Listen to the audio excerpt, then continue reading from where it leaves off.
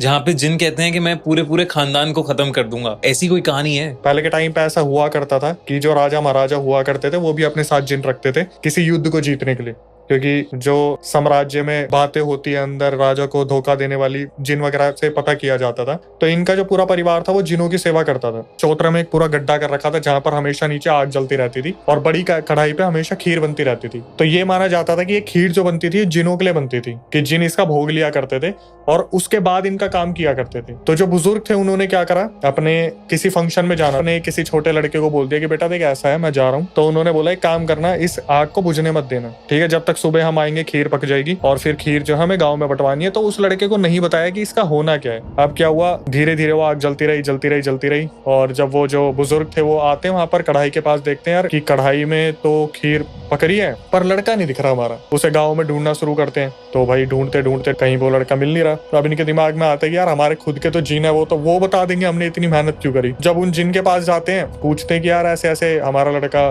गायब हो गया, थोड़ा बताओ कहाँ पे।